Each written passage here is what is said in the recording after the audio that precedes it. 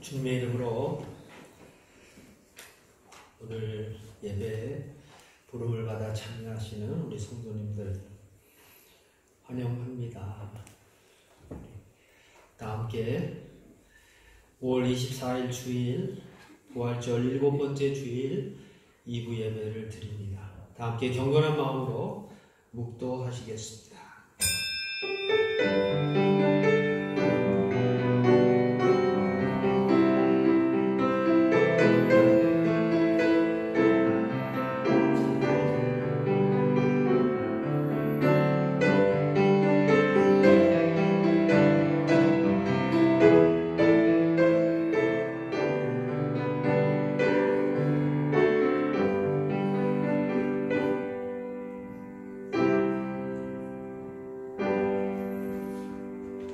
수고하고 무거운 짐진 자들아 다 내게로 오라. 내가 너희를 쉬게 하리라. 나는 마음이 온유하고 겸손하니 나의 멍에를 메고 내게 배우라. 그리하면 너희 마음이 쉼을 얻으리니 이는 내 멍에는 쉽고 내 짐은 가벼움이라 하시니라. 아멘. 인생의 주인 되시는 하나님 아버지, 지난 한 주간도 저희들을 사랑해 주시고 저희들을 사랑으로 품어 주시고 바르고 의로운 길로 인도하여 주신 은혜를 기억하며 감사를 드립니다. 죄로 인해 죽을 수밖에 없었던 저희들은 예수님의 십자가 공로로 인하여 보배롭게 변화되었습니다.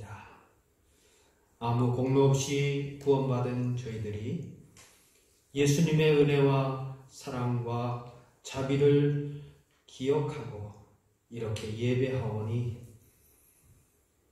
이 예배를 주님께서 친히 받아 주시옵소서. 오직 믿음으로 드리는 우리의 찬양과 경배를 주님이 기뻐 받으시고 홀로 영광이 되옵소서. 살아계신 예수 그리스도의 이름으로 기원하옵나이다. 아멘. 다 함께 사도신경으로 우리의 신앙을 고백합니다. 나는 전능하신 아버지 하나님 천지의 창조주를 믿습니다. 나는 그의 유일하신 아들 우리 주 예수 그리스도를 믿습니다. 그는 성령으로 잉태되어 동정녀 마리아에게서 나시고 본디오 빌라도에게 고난을 받아 십자가에 못 박혀 죽으시고 장사된 지 사흘 만에 죽은 자 가운데서 다시 살아나셨으며 하늘에 오르시어 전능하신 아버지 하나님 우편에 앉아 계시다가 거기로부터 살아있는 자와 죽은 자를 심판하러 오십니다. 나는 성령을 믿으며 거룩한 공교회와 성도의 교제와 죄를 용서받는 것과 몸의 부활과 영생을 믿습니다. 아멘. 하나님의 말씀 시편 68편 3절부터 6절 32절부터 35절까지 말씀 한 절씩 교독합니다. 의인은 기뻐하며 하나님 앞에서 뛰놀며 기뻐하고 즐거워할지어다. 하나님께서 노래하며 그의 이름을 찬양하라. 하늘을 보고 영원을 소원하시던 그를 위하여 그를 수축하라. 그의 이름은 여호와시니 그의 앞에서 뛰놀지어다. 그의 거룩한 처소에 계신 하나님은 고아의 아버지시며 과부의 재판장이시라. 하나님의 고독한 자들은 가족과 함께 살게 하시며 갇힌 자들은 끌어내서 형통하게 하시느니라. 오직 거역하는 자들의 거처는 메마른 땅이로다. 땅의 왕국들아 하나님께 노래하고 주께 찬양할지어다. 저 하늘들의 하늘을 주신 자에게 찬송하라. 주께서 그 소리를 내시니 굉장한 소리로다. 너희는 하나님께 능력을 돌릴지어다. 그의 위엄이 이스라엘 위에 있고 그의 능력이 구름 속에 있도다. 하나님이여 위엄을 성수에서 나타내시나이다. 이스라엘의 하나님은 그의 백성에게 힘과 능력을 주시나니 하나님을 찬송할지어다. 아멘.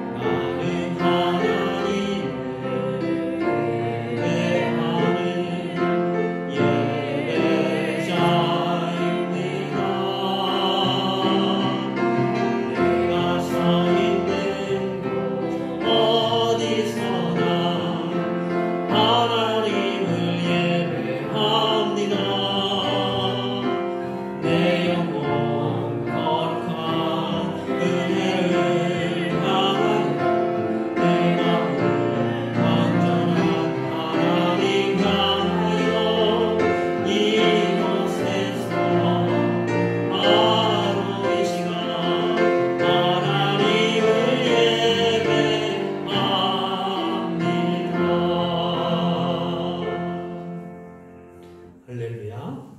이 시간 이은희 권사님 나오셔서 기도하시겠습니다.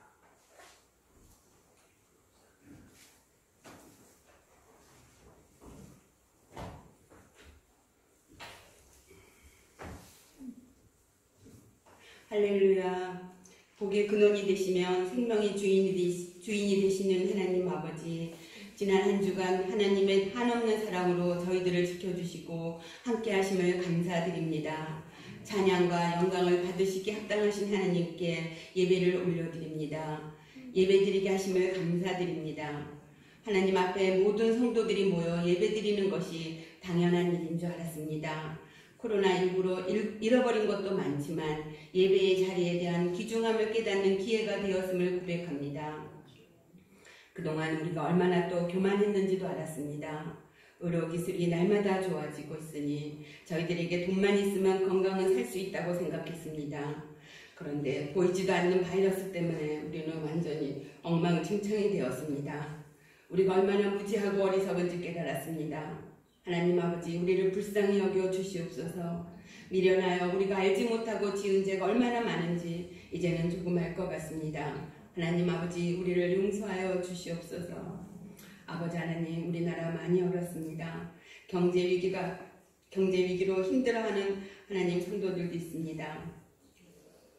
코로나 때문에 고통당하는 성도들도 있습니다. 온몸으로 코로나를 이겨내고 있는 의료진들과 자원봉사자들, 공무원들이 있습니다. 하나님께서 함께 하시사 위로하시고 고쳐주시고 축복하여 주시옵소서. 원로 목사님과 사모님을 지켜주시고 영육간에 강건케 하시옵소서. 오늘 하나님 말씀을 전하시는 우리 목사님 성령 충만케 하시고 입술을 하나님께서 주장하시사 생명의 말씀을 전하는데 조금도 부족하지 않도록 하나님 도와주시옵소서. 텅 빈 교회를 바라보시는 심령이 어떠하실지 하나님, 우리는 목사님을 위해서 기도할 뿐입니다. 건강케 하시옵소서.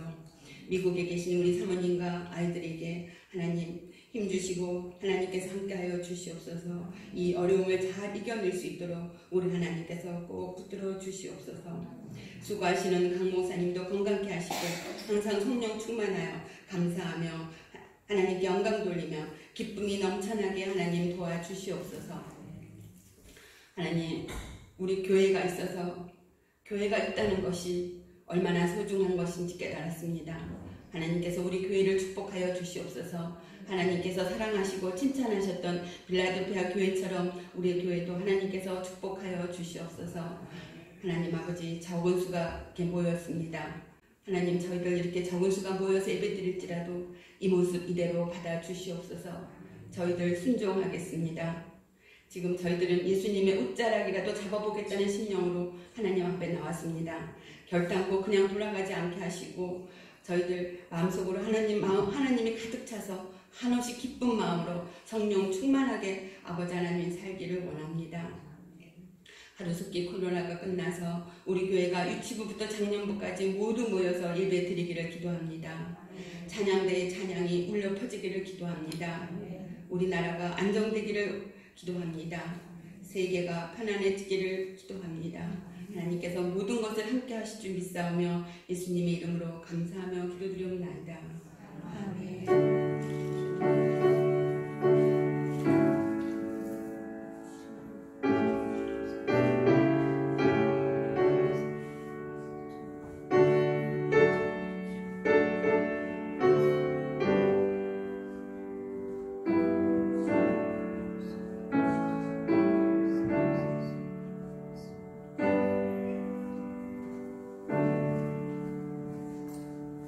말씀을 기대하며 말씀 찬양합니다.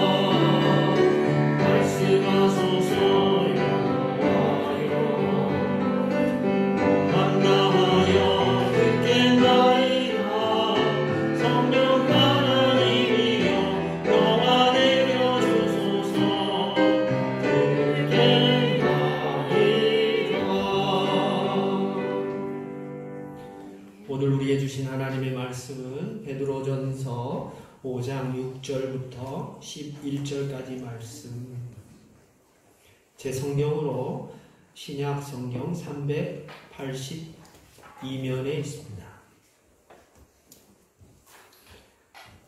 다 함께 베드로전서 5장 6절부터 11절까지의 말씀 같이 읽기를 원합니다. 불편하시지 않으시면 다 함께 일어나셔서 하나님의 말씀 함께 읽겠습니다.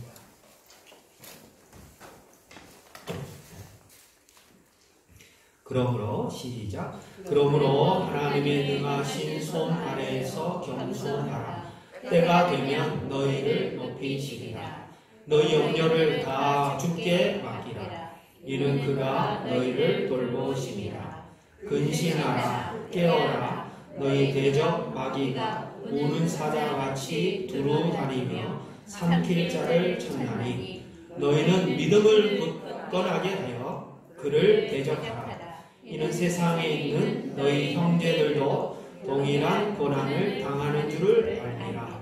모든 은혜의 하나님 곧 그리스도 안에서 너희를 부르사 자기의 영원한 영광에 들어가게 하신 이가 잠깐 고난을 당한 너희를 친히 온전하게 하시며 굳건하게 하시며 강하게 하시며 털을 견고하게 하시리라. 권능이 세세 무궁하도록 그에게 있을지어다. 아멘. 자리에 앉으시기 바랍니다. 오늘 베드로전서 5장 6절부터 11절 말씀을 근거로 근심에서 근신으로 전환하라 라는 제목으로 하나님의 말씀을 나누고자 합니다. 근심이 많은 세상에서 다시금 근신하는 마음으로 겸손하게 기도하는 삶을 회복하고 다짐하고 실천하는 복된 계기가 될 수 있기를 주의 이름으로 축원드립니다. 좌우 앞뒤로 조금 1m, 2m 간격이 있으나 인사하시면 좋겠습니다. 오늘 말씀 제목을 가지고 함께 나눌까요? 근심하지 말고 근신하십시오. 근심하지 말고 근신하십시오.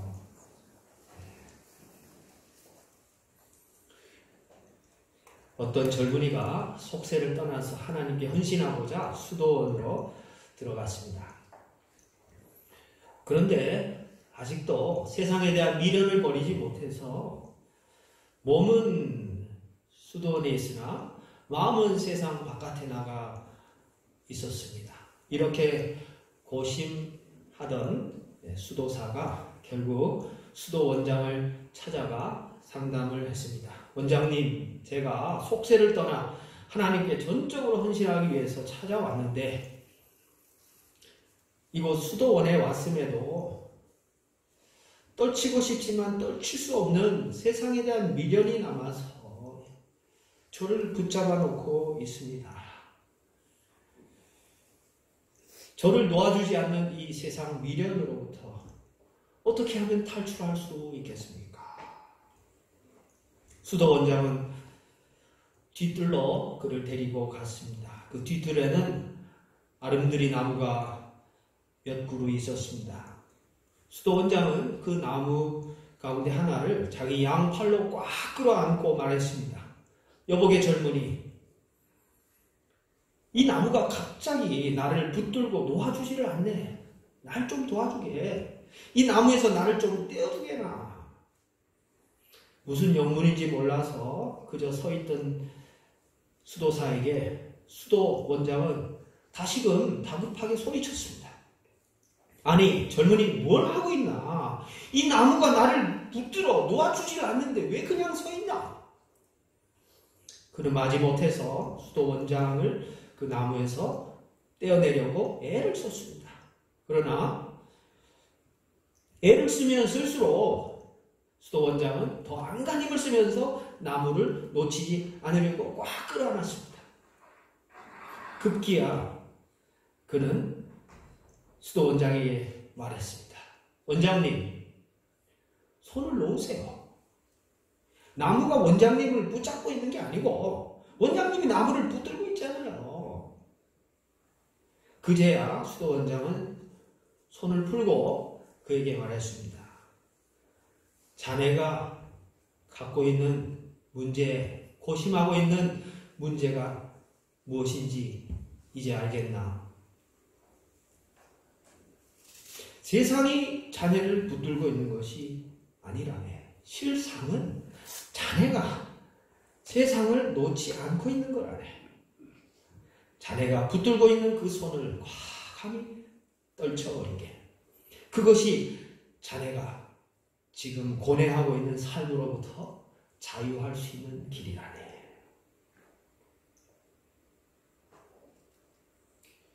여러분은 무엇을 붙잡고 그 붙잡은 것 때문에 고통스러워하고 있습니까? 그 문제가 나를 붙잡고 있는 것이 아니고 세상이 나를 붙들고 있는 것이 아니고 내가 그것을 붙들고 내가 그것을 잡고 있는 것은 아닌지요. 오늘 내가 세상에서 가장 소중하다고 생각하는 것, 그러면서도 나를 유혹의 구렁텅이로 인도하는 것, 그거 없어도 사는데 그것도 없으면 죽는다고 생각하는 것, 그러면서도 그것 때문에 하나님 앞에 부끄러운 것, 그것으로부터 손을 떼십시오. 그러면 진짜 자유를 얻을 수 있고 진짜 원하는 것이 무엇인지를 알게 될 것입니다. 오늘 고통당하는 형제 자매들에게 베드로는 불시험을 부끄럽게 여기지 말라고 말씀합니다. 세상에서 시험을 당하고 고통을 받지만 그리스도 이름으로 받는 그 어려움과 치욕을 달게 받으면 우리의 신앙도 더 굳건해지고 우리의 인격도 다듬어지고 그 연단의 과정을 통하여 우리도 영광스럽게 될 것이라고 약속하시는 권면의 말씀을 오늘 듣게 됩니다. 고난과 핍박과 어려움과 시련이 있습니까?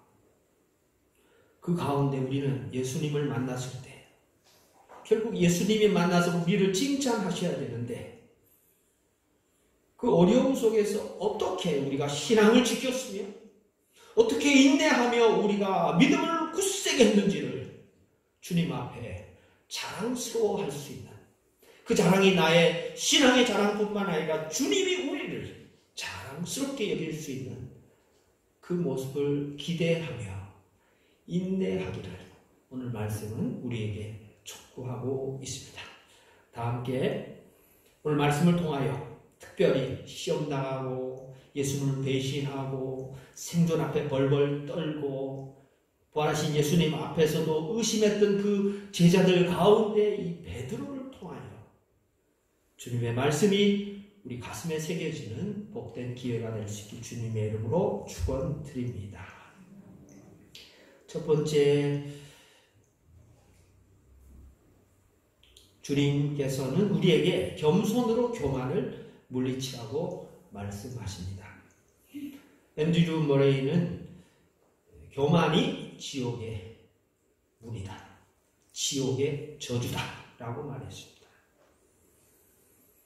그만큼 하나님께서 싫어하시는 것이 교만입니다.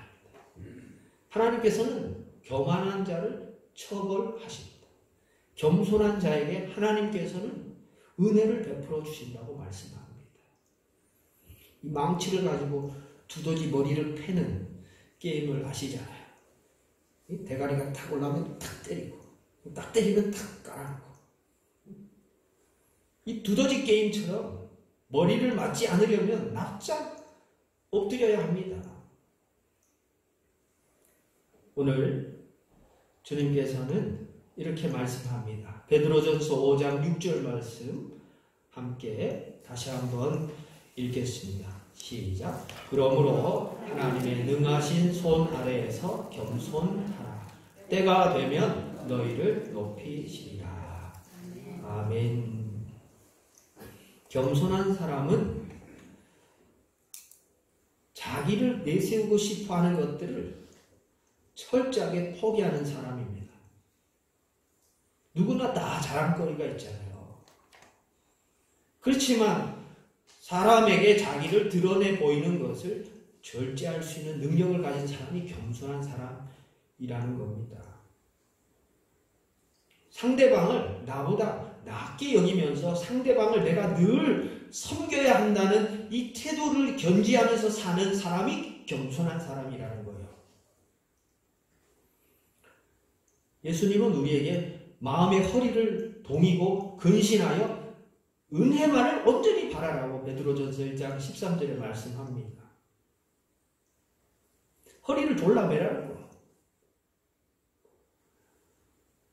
이러한 겸손의 뜻을 아주 정확하게 보여주신 분이 예수님이죠.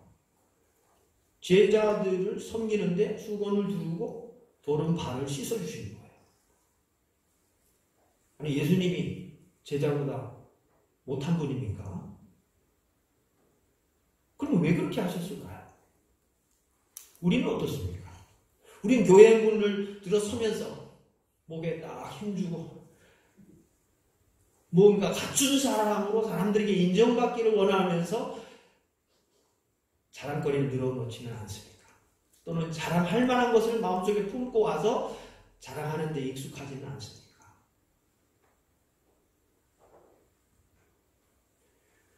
진짜 성도라면 교회 문을 들어올 때 예수님처럼 수건을 둘러야죠.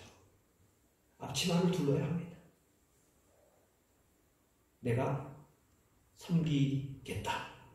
내가 종으로 예수님처럼은 아니지만 예수님의 태도와 자세를 배우는 제자로서 교회 와서 섬기는 종이 되어야 되겠다. 이런 다짐을 하고 교회에 들어오는 사람이 진짜 성도예요. 진짜 크리스찬인 거죠.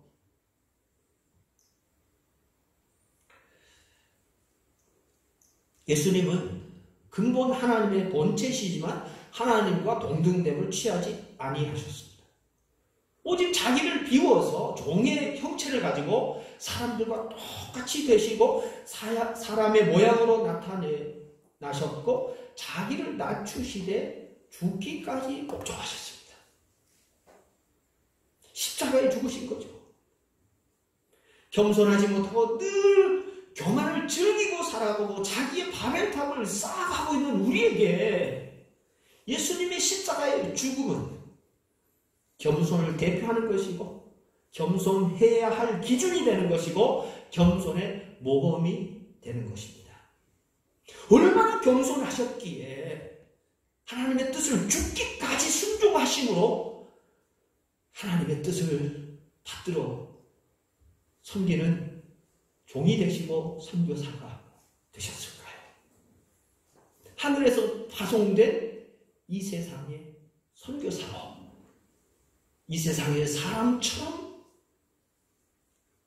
세상의 생명을 마감하시고 3일 만에 부활하셔서 우리에게 새로운 생명과 소망을 허락해 주셨을까요? 그분을 주님으로 모시고 살아가는 우리의 삶 가운데 겸손하게 살기를 주님이 원하신다는 사실을 깊이 깨닫고 교만을 물리치는 사실을 주의 이름으로 축원드립니다. 겸손한 기도의 모범은 누가복음 18장 11절 이하에 나오는 말씀에 바리새인이 기도하는 모습과 세리가 기도하는 모습을 극명하게 대조시키면서 우리에게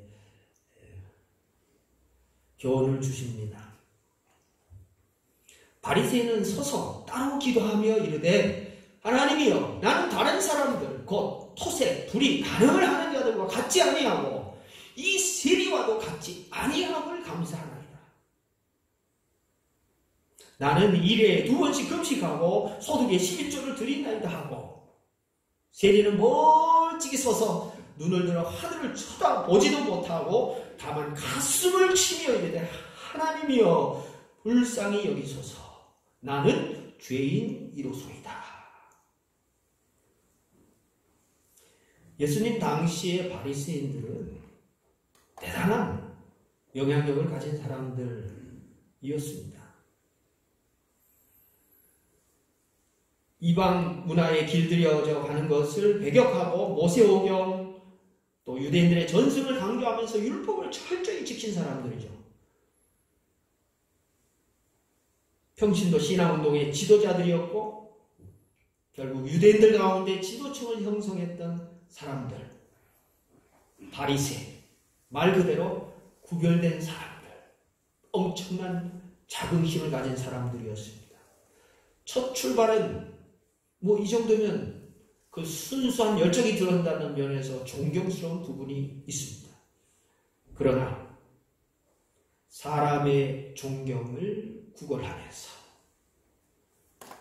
거기에 권력까지도 생기게 되어 그들의 신앙은 변질되기 시작했습니다. 기도의 본질은 겸손한 태도, 하나님 앞에서 죄인으로서 하나님의 은총과 자비를 구해야 하는 그 낮아진 태도, 그것이 기도의 본질이어야 할 터인데 이 기도의 본질이 변질이 되면서 기도는 마치 사람에게 인정받는 수단이 되었고 기도는 나 스스로를 높이는 교만의 모습으로 전락하게 되었습니다. 바리새인들은 남달리 기도, 금식, 11조, 구제 등의 언제나 모범을 보였습니다. 엄격하게 신앙생활을 했습니다. 어느 누구도 따르기 어려울 정도로 수준이 높았습니다. 하지만 사람들의 선망과 인정을 받으려고 하면서 교만해지기 시작했습니다. 우리의 기도는 항상 남들과 달라. 이렇게 생각을 했습니다. 특권 의식이 마음속 깊은 곳에 자리 잡고 있었습니다. 11절, 누가복음 18장 11절 말씀에는 바리새인은 서서 따로 기도하라. 무릎을 꿇은 것도 아니고 골방에서 기도한 것도 아니고요. 사람들 보라고, 사람들이 나의 신앙이 얼마나 출중한지 훌륭한지 사람들이 인정받기를 원하는 순수하지 못한 의도성을 가지고 신앙생활을 하게 된 거죠. 기도는 하나님께 드리는 것입니다. 하나님께서 보시기를 원하는 마음이 기도의 마음이죠. 하지만 바리새인은 결국 사람에게 드리는 것이 되고야 말았습니다. 한 동네 사는 쥐 3마리가 모였습니다. 이 쥐들은 누가 더 터프한지 자랑을 하기 시작했습니다. 첫 번째 쥐가 위스키 잔을 단숨에 비우고 빈잔으로 식탁을 팍 내리치면서 말했습니다.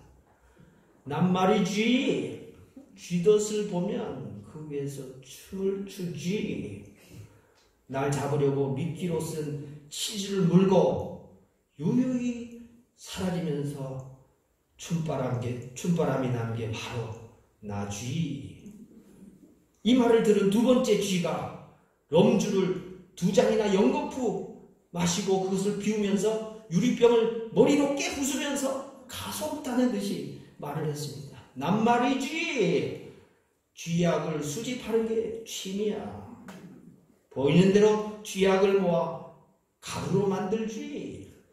그걸 모닝 커피에 넣어서 마셔야 개운한 쥐가 나쥐. 그러자 마지막 쥐가 아주 지루하다는 듯이 하품을 하면서 말을 했습니다. 난 너희들과 같이 이렇게 노닥거릴 시간이 없지. 오늘 밤도 고양이와 뜨거운 밤을 보내야지. 이 허풍이라는 한자는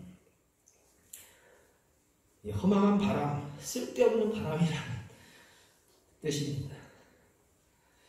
쓸데없고 실속이 없고 부풀려진 말들이 병행하는 이 시대 속에서 어떤 바람이 불어야 하겠습니까?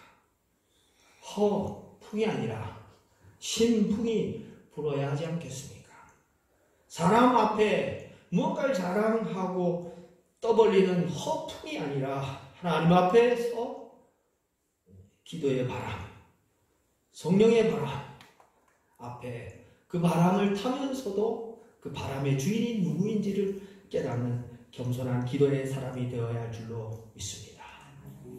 오늘 두 번째, 주님께서는 우리에게 근신으로 근심을 물리치라고 말씀해 주십니다.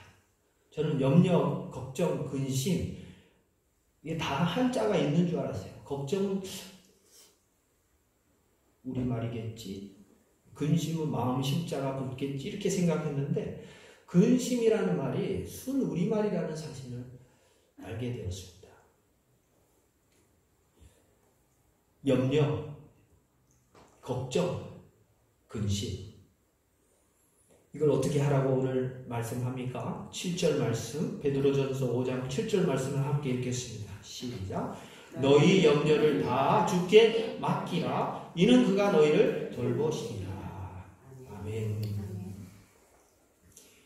이 맡기라는 말은 이 근심, 걱정, 염려, 스트레스를 던지라는 거예요. 던져버리라는 거예요. 누구에게요? 하나님께 던져버리면 하나님의 능력 안에서, 하나님의 손 안에서 이게 처리가 된다는 거예요. 우리가 붙잡고 있으면 우리 능력으로 처리가 됩니까? 해결이 됩니까? 안 되잖아요. 수고만 하고 이 짐의 무게 때문에 항상 짓눌려 살 수밖에 없는 부족함이 우리 가운데 있잖아요. 주님께 던져버리면 평안을 얻습니다. 신앙을 던져버리는 게 아니고 그 근심, 걱정, 염려를 주님께 던져버리면 평안을 찾습니다. 수고하고 무거운 짐을 모두 주님께 맡겨버리면 쉼과 안식을 얻습니다. 오늘 예배 시작에 마태복음 11장 28절 이하의 말씀 읽어드렸습니다. 예수님의 마음을 얘기합니다. 온유하고 겸손하시다. 그래서 멍에를 들 때 쉽다. 너희가 수고하고 무거운 짐 지고 살아가는데 너희 모두 다 그렇게 하루하루 버겁게 살아가는데 그것을 예수님께 맡기면 그게 쉬워진다 말씀합니다. 멍에는 무엇입니까?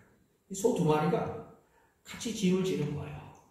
근데 실제로는 한 마리 소가 좀 약해요. 그러니까 강하고 힘센 소가 이 소의 무거운 짐을 대신 지는 역할을 하는 거죠. 그게 누구라고요? 예수님이라고요.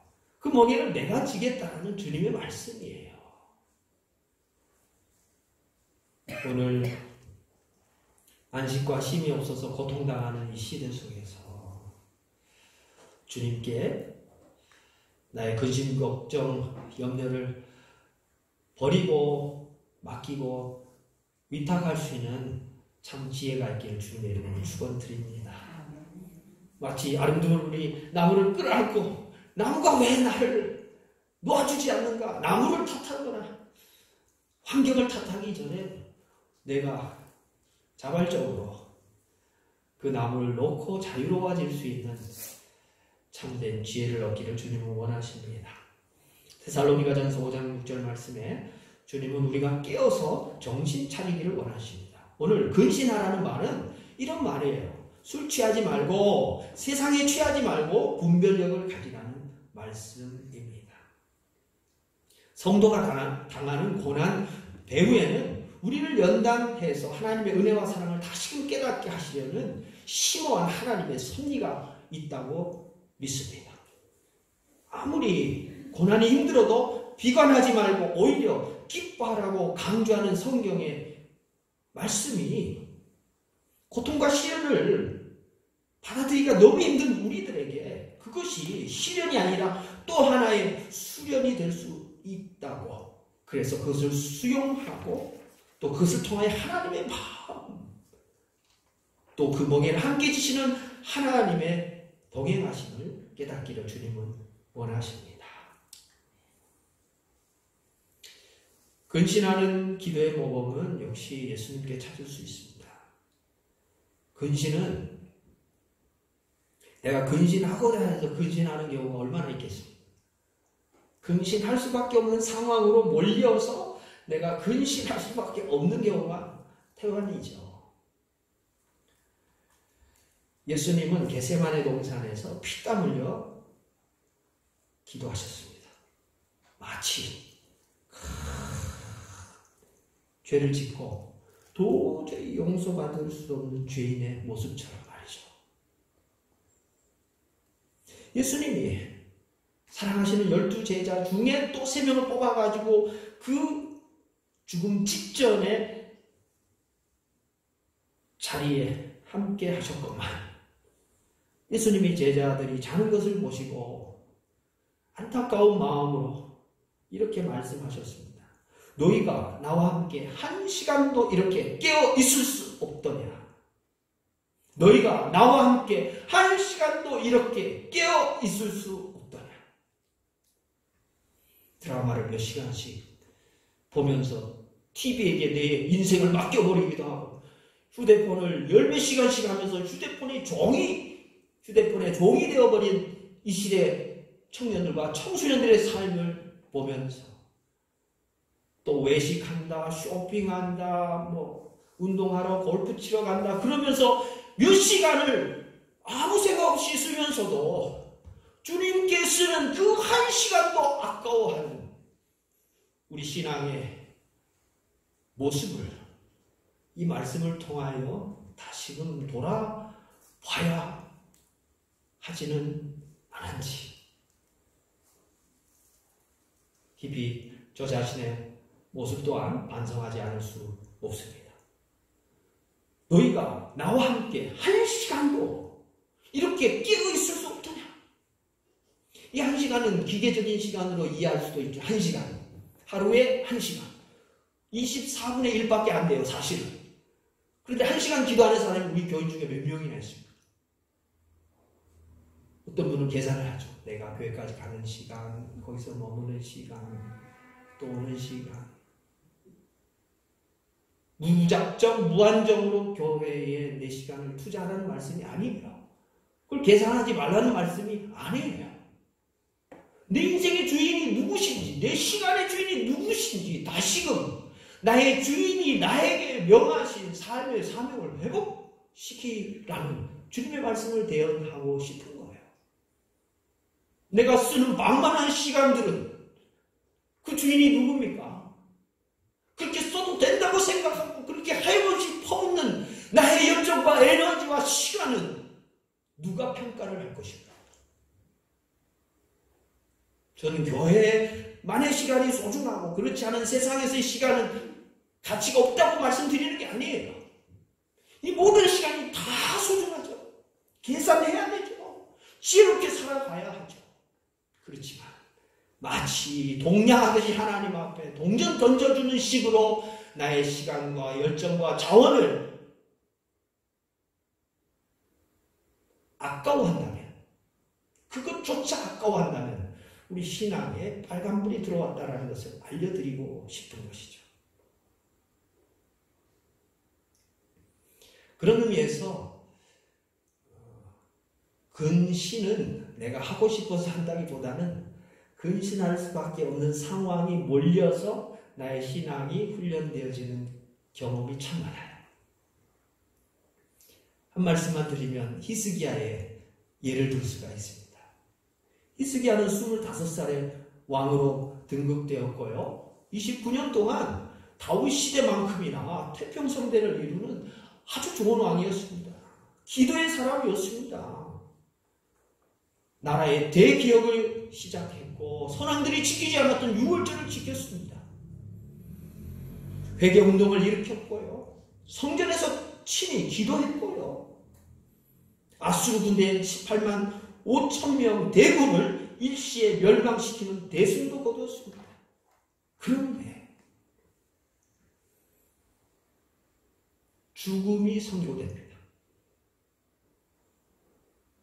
청천벽력과 같은 죽음의 선고를 이 성공한 히스기야 왕이 듣습니다. 네가 죽고 살지 못하니 내 집에 유언을 남기라. 하나님의 말씀이 주어졌습니다. 히스기야는 기도합니다. 낭떠러지에 떨어져서 마지막 한 손으로 나뭇가지를 잡는 사람의 심정으로 하나님을 붙잡아 그 생명이 연장되었습니다. 이때 내가 가진 소나기의 힘이 증명이 되는 건 아니겠습니까? 평소 때는 모릅니다. 평소 때는 신앙생활 자랑하듯이 잘하는 것처럼 보입니다. 그러나 마지막 낭떠러지에 떨어져서 마지막 한 나뭇가지를 잡고 있는 그때 얼마나 믿음이 큰지, 얼마나 그 소나기에 힘이 있는지를 증명할 때가 되는 것과 마찬가지로 우리 신앙도 힘들고 어렵고 고난과 시련 가운데 증명될 수밖에 없습니다. 그래서 베드로는 이것을 불시험이라고 했고 그만큼 받아들이기엔 너무나 힘들지만 그것을 부끄러워하지 말고 그리스도의 이름으로 받는 그 고난을 영광스럽게 자랑스럽게 여기라고 고난받는 형제 자매들을 권면하고 격려하고 있는 말씀이죠. 히스기야는 어떻게 기도했습니까? 고통과 시련과 운명을 돌이킬 만큼의 불굴의 의지를 가지고 하나님께 나아갔습니다. 얼굴을 벽을 향하여 기도했습니다. 얼굴 벽을 향하여. 얼굴 벽에 대놓고.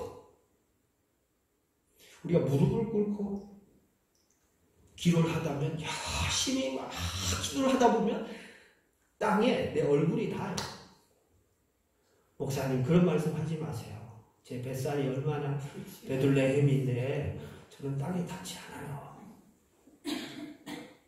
이런 말씀을 하시는 분도 있을 수 있겠죠.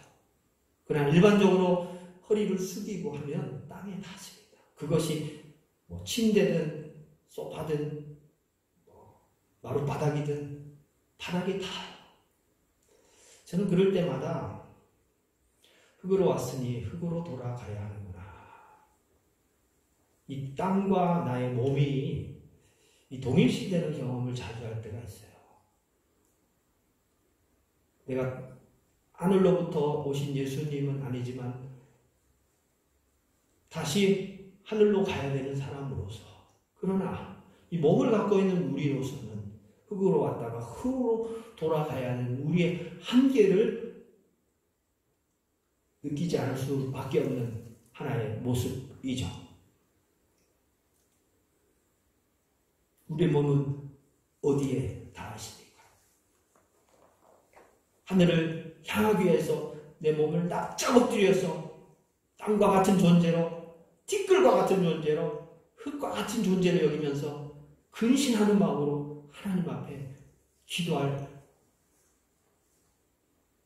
작정과 또 그 기도를 실천할 수 있는 순종의 의지가 우리 가운데 있습니까? 얼굴을 벽으로 향하고 히스기야는 기도했습니다.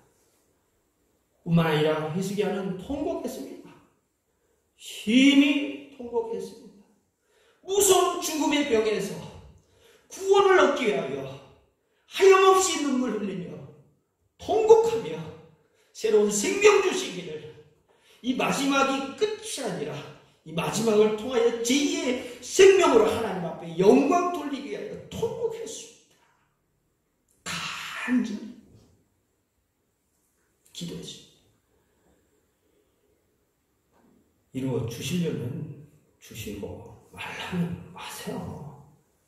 응답해 주시든 말든 나는 내 마음대로 살고 있잖아요. 이런 반응만 하고,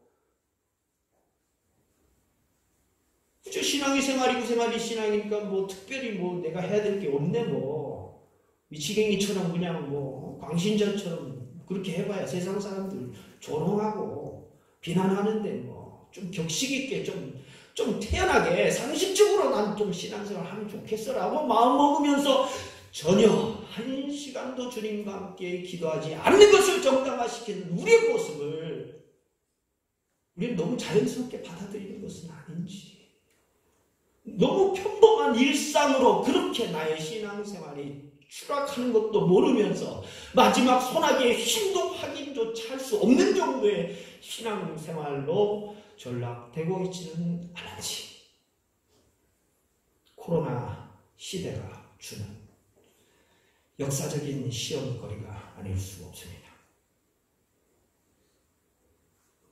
우리는 완벽하지 않고 완전하지 않기에 늘 부족하고 미미한 모습으로 살아갈 수밖에 없는 하루살이 인생인지도 모르겠습니다. 그 허망한 인생 가운데 주님은 우리에게 오셨고 새로운 생명을 우리에게 허락해 주셨고 하나님의 아들, 딸로 살아가는 자부심을 갖도록 우리에게 긍휼을 베풀어 주셨습니다. 이것이 너무나 놀랍고 내가 감당할 수 없는 은혜이기에 나 자신의 모든 것을 주님께 드리고자 오늘 예배하는 우리 성도님들, 하나님이 기뻐 받으시는 존재로 살아갈 수 있기를, 또 겸손하고 근신하며 하나님의 긍휼만을 구하며 살아갈 수 있기를 주님의 이름으로 축원드립니다. 다윗이 실수하고 나서 하나님 앞에 그렇게 얼곱게 살았던 삶이 얼마나 아무것도 아닌 것처럼 그렇게 생각이 되고 부끄럽기 짝이 없는 인생으로 하나님 앞에 회개할 수밖에 없는 처참한 몸부림의 기도의 시간을 갖습니다. 얼마나 눈물을 흘렸든지 시편에는 자신의 눈물 때문에 내 침대가 둥둥 떠다닌다, 이렇게 표현합니다. 그 눈물로 갚을 수 없는 주님 앞에서의 민망함과 부끄러움이 자신이 아무리 왕이라고 아무리 좋은 일을 했더라도 하나님 앞에서는 죄인일 수밖에 없는 인간의 처절한 한계를 눈물로 호소할 수밖에 없는, 하나님의 자비와 긍휼 안에고는 나의 생명이 지금 끝날 수밖에 없는 이 한계 속에 하염없이 자신의 처지를 주님 앞에 탄식하며 호소했던 그 한 사람의 통곡과 눈물이 이 시대를 밝히는 또 하나의 기도의 등불로, 우리 사랑하는 성도님들의 기도의 등불로 다시금 이어질 수 있기를 주님의 이름으로 축원드립니다. 오늘 마지막 주님께서는 세 번째로 우리에게 믿음으로, 특별히 굳센 믿음으로 악한 세력을 대적하라고, 마귀를 대항하라고 말씀하고 계십니다. 믿음이 확고해야 흔들리지 않습니다. 마귀는 달래거나 나와 타협해야 될 대상이 아닙니다. 그 마귀를 대적하고 그 마귀의 세력을 타파해야 그 마귀가 스스로 도망가 버린다고 성경은 말씀합니다. 야고보서 4장과 에베소서 6장에 말씀합니다. 오늘 베드로는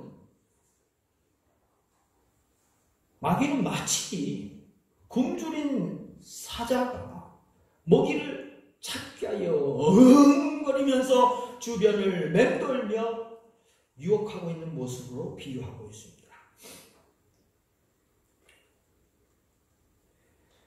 오늘 우리 주변을 맴돌고 있는 사마귀, 사탄, 마귀, 귀신이라고 해요. 사마귀, 삼위일체예요. 우리의 능력으로 극복할 수 있겠습니까? 우리의 믿음과 실력과 기도와 열정으로 이 악한 세력과 대적해서 내가 이길 자신이 있습니까? 어느 누구도 호언장담할 수 없습니다. 살아계신 하나님의 말씀의 능력으로만 대적할 수 있다는 사실을 성경은 누누이 우리에게 말씀합니다.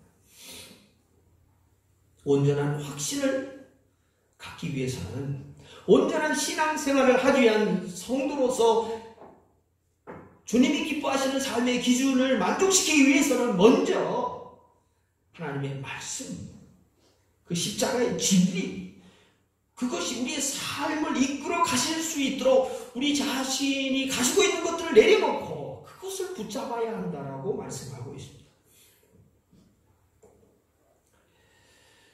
예수님도 광야에서 시험을 당하셨습니다. 어지간한 믿음의 수준으로는 대적하기 쉽지 않은 세력이 마귀의 세력입니다.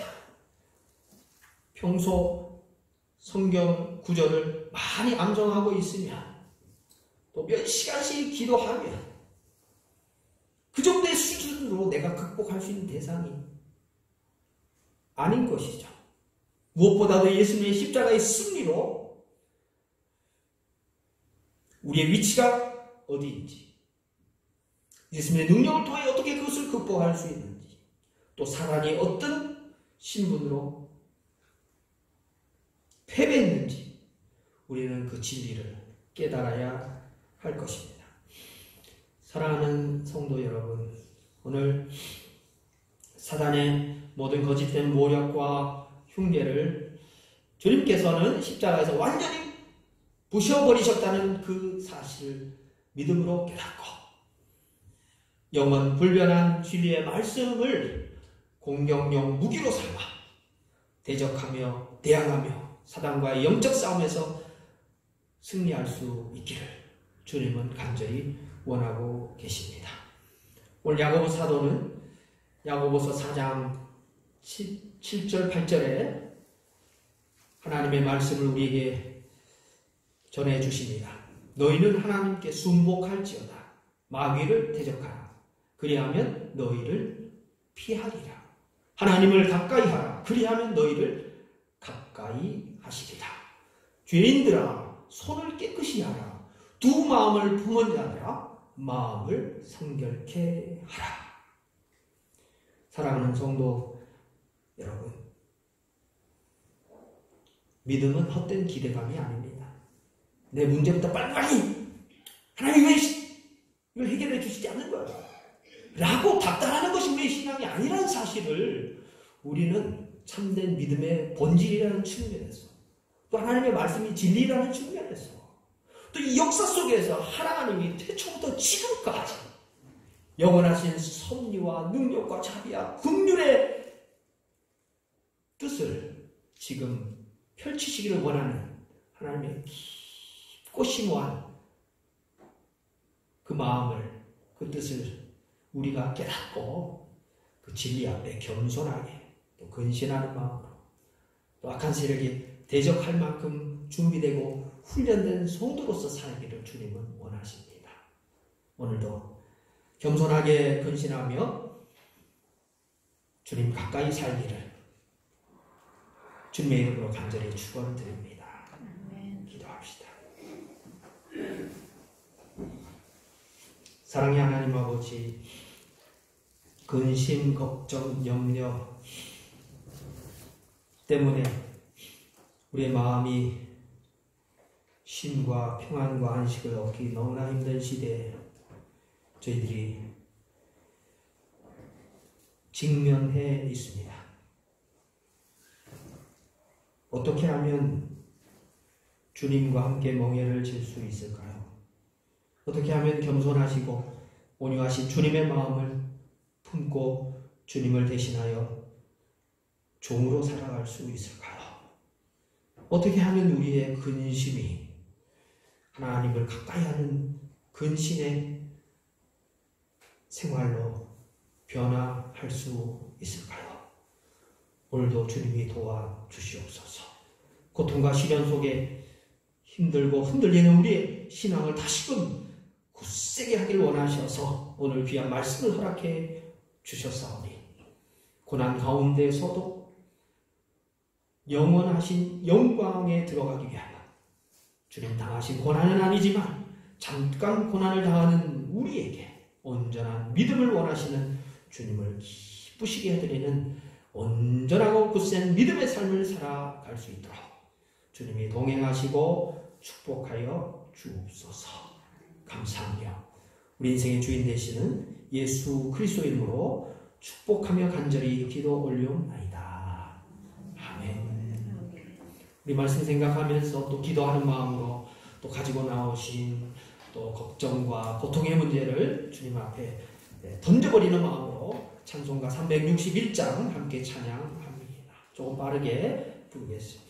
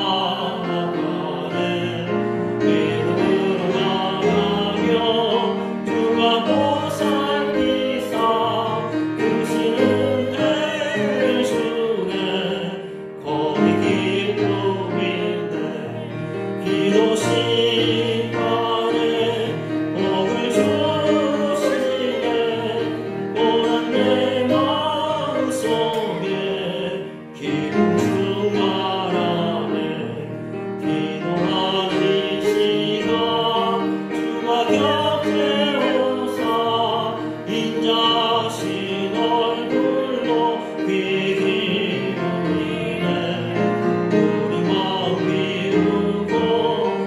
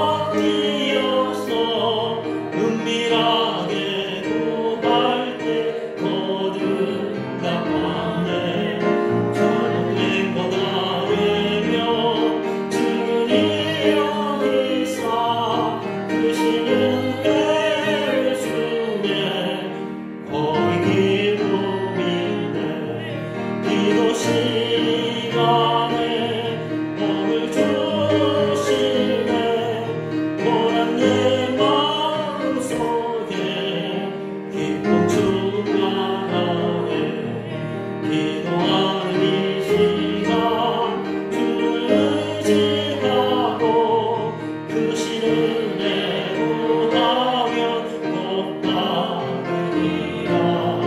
의지하는 마음에 근심 사라지고 크시는 은혜를 주네 거기 기쁨인데 기도 시간에 복을 주시네 고난 내 마음속에 기쁨 충만하네. 할렐루야. 어려운 때에 말씀과 기도로 또 우리의 믿음과 삶이 회복되어 기쁨이 충만하실 수 있길 주의 이름으로 축원드립니다. 아멘. 교회 소식은 주보를 참고하시고요. 또 이번 주간에 우리 교회학교에서는 또 귀한 가정의 달 맞이해서 우리 선물을 준비하고 또 교사들이 손 편지를 써가지고 또 가정에 택배로 이렇게 붙였습니다. 그 아이들이 받아서 너무 기뻐하는 모습을 사진으로 찍어서 인증샷으로 우리 교회학교 카톡방에 올렸는데, 아이고 너무 이 활짝 핀 모습을 보면서 참 감사했고, 또 하나는 와, 이 몇 달 사이 아이들이 엄청 컸구나, 확 찐자가 됐구나, 그래서 얼굴이 이렇게 막 둥글둥글해졌더라고요, 아이들이. 그래서 참 건강하기를 또 기도하는 계기가 또 되었습니다. 애쓰신 우리 교사분들 또 지도자들을 격려해드리고 감사의 말씀을 대표해서 드립니다. 오늘 헌금은 또 역시 수고하지 않고 또 나가실 때 헌금함에 내어주시거나 또 교회 계좌로 또 이체해 주시면 감사하겠습니다. 기도하시겠습니다. 사랑의 하나님 아버지, 감사합니다. 어렵고 힘들기에 주님 앞에 기도하는 것조차도 무의미하게 느껴질 때가 있고, 또 우리 신앙의 미약함을 다시금 통감하면서 우리의 몸과 마음과 영혼을 주관하시는 하나님 앞에 더 신실하게 나가기로 작정하기도 합니다. 이 시간 귀한 말씀 따라서 살기를 원하고, 주님 앞에 우리가 마지막 그 시간에 주님이 우리를 자랑스러워하시고 애썼다고 사랑하며 살았다고 주님처럼 종으로 섬겼다고 우리를 칭찬하신 그날을 기대하며 하루하루 근신하며 살아갈 수 있도록 축복하시고 인도하여 주옵소서. 이 시간 마음과 뜻과 정성 모아서 주님을 사랑하는 마음으로, 교회를 섬기는 마음으로 주님 앞에 귀한 예물을 드리는 손길들이 있습니다.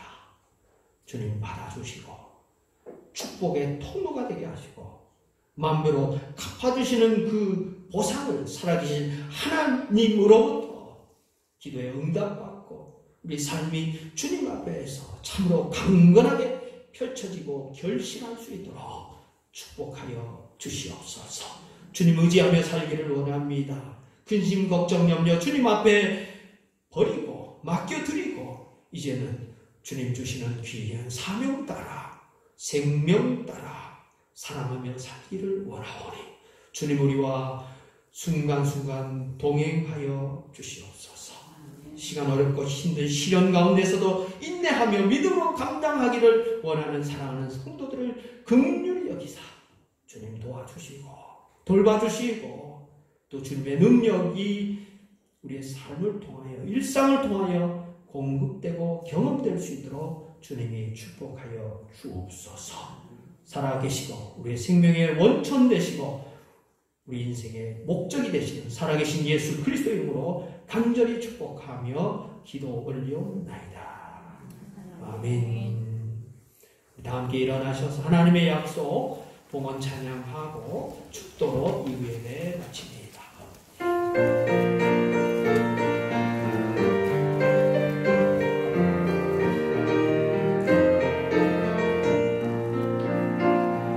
여호와는 너에게 복을 주시기를 원하며 너를 지키시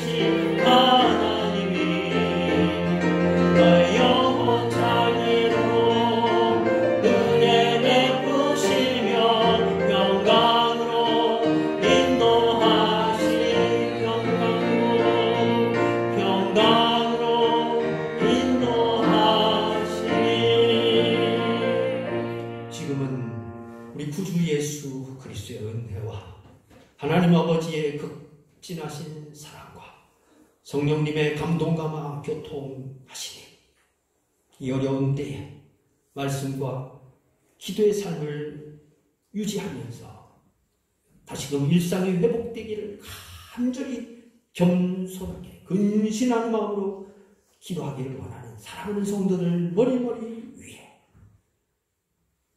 이들의 삶의 터전과 미래와 기도 제목과 인내하는 그 신앙과 하나님 앞에 위탁할 수 있는 그 믿음의 자유 위에 피주고 값주고 사신 주의 몸된 교회 위에 어린아이에서부터 노년에 어르신들까지 온 세대 전 세대 믿음의 공동체 위에 치유와 화해와